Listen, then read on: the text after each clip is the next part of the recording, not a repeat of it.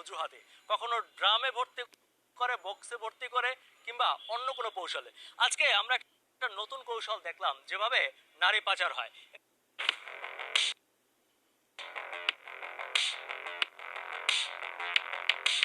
সেনাবাহিনী বলেছে আপনাকে আধা মারা করে তারপরে পুলিশের কাছে দিতে। তিনি নিজ মুখে স্বীকার করেছেন যে যাবৎকালে তিনি 4 থেকে 5 জন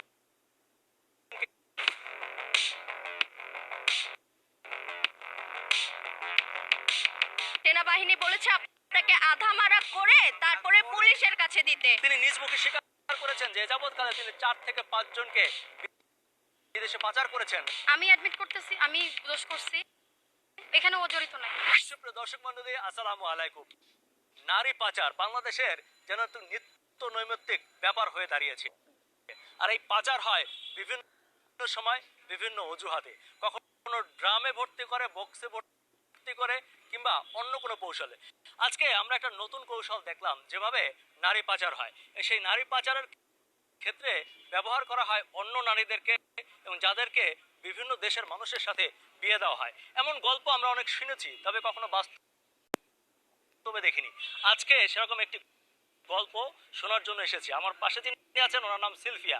ওনার কাছ থেকে শুনি সেই ঘটনাটা কিভাবে সে বাস্তবায়ন করে। আমরা যতদূর জানি যে এই সিলফিয়া বিভিন্ন মেয়েদের সাথে সম্পর্ক করে এবং পরবর্তীতে চায়নায় থাকা তার বিভিন্ন বন্ধুদের সাথে পরিচয় করিয়ে দেয়, তাদের সাথে বিয়ে দেয় এবং বিয়ে দিয়ে বিদেশে পাচার করে। তিনি নিজ মুখে স্বীকার করেছেন যে যাবৎকালে তিনি 4 থেকে 5 জনকে বিদেশে পাচার করেছেন এবং আরো কিছু পাইপলাইনে ছিল যারা আজকে তাকে হাতে নাতে ধরে ফেলেছে। একটা ভিন্ন ধর্মের, চাইনিজ ধর্মের মানুষের সাথে মুসলমান মেয়েদেরকে কিভাবে বিয়ে দেয়, কিভাবে পাচার করে আমার ঠিক জানা নাই, হয়তো সিলফিয়া জানে, তার কাছ থেকে শুনি। আচ্ছা বলুন তো, এই কাজটা আপনি কিভাবে করতেন? ভাইয়া আমি কথা বলেন। জি বলেন বলেন, আপনি সহজে বলেন, সমস্যা নেই। পরিবারের সম্মতিতে বিয়ে হয়েছে, আচ্ছা,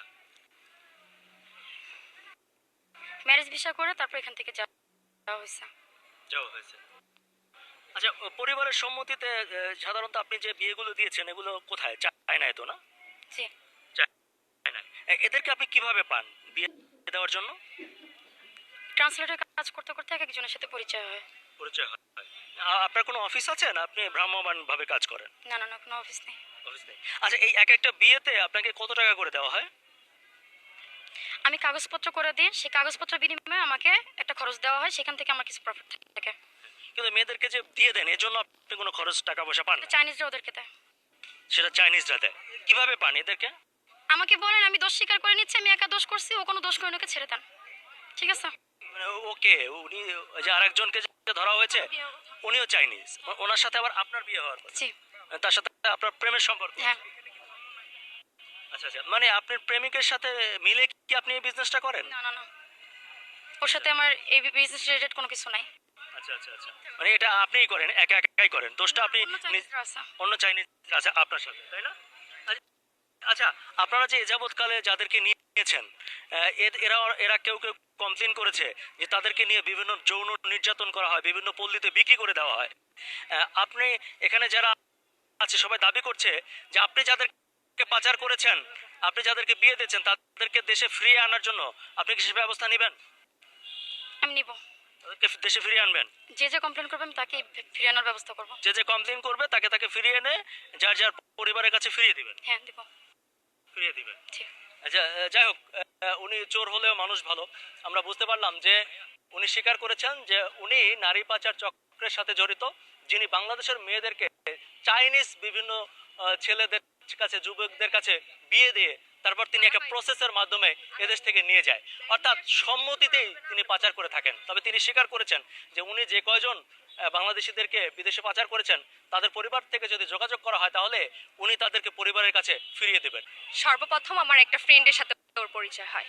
তো আমার ফ্রেন্ডটা থাকে মধ্যবিত্ত, তো মধ্যবিত্ত থাকার কারণে তার প্রবলেমগুলো সেই মেয়েটার সাথে শেয়ার করে। মেয়েটার সাথে শেয়ার করার পরে মেয়েটা অনেক ক্লোজ হয়ে যায়। ইভেন ওকে অনেক ধরনের লোভ দেখানো হয় যে তুমি বাইরে গেলে তোমার হচ্ছে লাইফ সেটেল হয়ে যাবে, ইভেন তোমাকে ক্যাশ 3 লাখ টাকা দেওয়া হবে, ইভেন এর সাথে একটা আইফোনও দেওয়া হবে। তো ও এই কারণে চলে গেছে। চলে যাওয়ার পরে ওর সাথে শারীরিকভাবে অত্যাচার করা হয়েছে, অনেকভাবে অত্যাচার করা হয়েছে। আজকে যখন আমি ওর সাথে ভিডিও কলে কথা বলি, ও আমাকে আর কি নর্মালি বলছে যে একটু প্লিজ আমাকে বাঁচাও। আমাকে এই কথাটা বলছে যে আমাকে বাঁচাও, আমি অনেক কষ্টে আছি। ইভেন ও বলছে যে আমাকে বাইরে থেকে তালা দিয়ে রাখছে, আমি এখান থেকে বের হতে পারছি না। এটা কোন দেশে নিয়ে গেছো? চীন। চীন, জি, চীনে নিয়ে গেছে। ইভেন ম্যারিড ভিসায় এরকম কোন একটা ভিসাতে ওকে নিয়ে গেছে। তারপরে ওকে ধরার জন্য আমার আরেকটা ফ্রেন্ডের সাথে আমি ওর সাথে কন্ট্যাক্ট করাই দিছি, মানে কথা বলাই দিছি। কথা বলানোর পরে তাকে বলা হয়েছে যে আজকে রাজলক্ষ্মীতে দেখা করার কথা।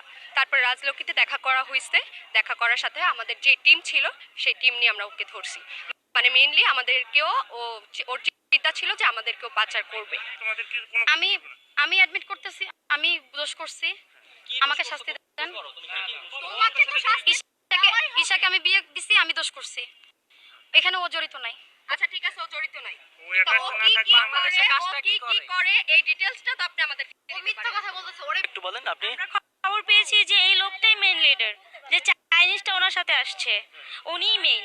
তো উনি চাচ্ছেন যে এই লোকটাকে বের করে দিয়ে উনি যেভাবে সেভ হবে, হ্যাঁ নিজে সেভ হতে পারবে। ভাই এর আগে উনি প্রশাসনকে টাকা দিয়ে, বুঝছেন, যখন আমাদের দেশটা এই যে আমরা ছাত্র সমাজরা মাঠে নাইমা রক্ত দিয়া আজকে শহীদ করছি না, তার আগে উনার নামে অনেক মামলা আছে ভাই থানায়, কিন্তু উনারে কেউ ধরে না। কি জন্য ধরে না জানেন? টাকার গরম। টাকা দেয় থানায়। তো কেডা ওই চাইনিজ লোকটা? না না না, ওই সেলফিয়া। সর্বপ্রথম কি বলেছে জানেন? আমরা যখন তাকে ধরা হয়েছে বলেছে আমি দোষী হলে আমাকে মানে সরকারের হাতে তুলে দেন, প্রশাসনের কাছে তুলে দেন। ওই মেয়েটাকে সহ আমাকে সহ বাংলাদেশ থেকে নেপাল দিয়ে নিয়ে আসছে। নেপাল থেকে তারপরে চীনে পাঠাইছে। এখন চীনে আসার সাথে সাথে আমার এক সপ্তাহ আমার সাথে ওরা ভালো ব্যবহার করতেছে। এক সপ্তাহ পরে আমাকে এমন একটা জায়গায় নিয়ে গেছে, আমি খারাপ মানুষ, এমন খারাপ জায়গা, ওইখানে সবাই টাচ কেউ আছে, ওইখানে সব চাইনিজ ছেলেগুলা টাচ কেউ আছে, ওইখানে নিয়ে গেছে খারাপ কাজের কথা আমারে বলে। পরে এই কারণে আমি কান্নাকাটি কইরা জোরাজুরি কইরা আমি রওনা দিতে লইছিলাম রাস্তায়।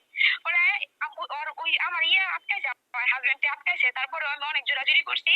তারপরে বাসায় আনছে না পাইরা, রাস্তাঘাটের লোকজন দেখে দেখা বাসায় এনে আমার লোক মারা রাখছে। এই যে লোক মারছে, এখন আমি এই ঘরের মধ্যেই বসে থাকি। এই বাসা তো ওয়াশরুম নাই। যখন ওই আসে রাত্রে তখন আমাকে ওইখানে নিয়ে যায় গোসল করতে, আমি ওয়াশরুমে যাই। আর 2 দিন গোসল করলে, 1 দিন গোসল করলে 3 দিন গোসল করতে পারি না, খাইতে পারি না।